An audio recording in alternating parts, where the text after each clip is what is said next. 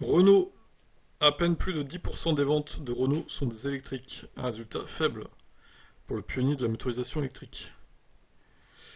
C'est vrai que c'est pas fou. Le groupe Renault a publié son bilan des ventes du premier semestre 2024 de janvier à juin et s'est écoulé 1,154 millions de véhicules.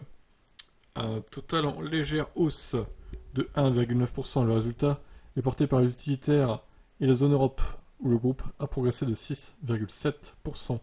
Le constructeur rappelle toutefois qu'il ne fait plus la course au volume, mais veut d'abord des ventes rentables. Et sur ce point, la stratégie mise en place par Demeo fonctionne. Sur ses 5 principaux marchés européens, le groupe fait 62% des ventes aux particuliers, soit plus de 20 points au-dessus.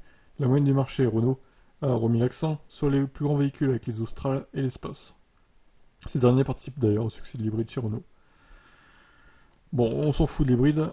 Du côté de 100% électrique, le bilan est bien moins reluisant. Renault indique que ces véhicules représentent près de 12% des ventes de sa marque. Le constructeur est en dessous de sa moyenne du marché européen, avec sur le trimestre 12,5% d'électrique. Chez Stellantis, c'est 13,3%.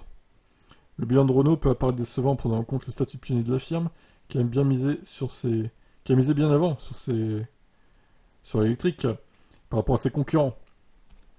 Et on rappelle qu'il va être 100% électrique en 2030. C'est pas très bien parti, mais bon. Le losange peut se défendre avec un contexte particulier en 2024 qui fait figure de transition. La ZOE a été arrêtée en mars avec une fin de carrière très difficile. La R5 a ouvert ses carnets de commandes en mai, mais les livraisons commenceront pas avant la fin de l'année. Le Cinekitech est pour sa part arrivé en concession au printemps.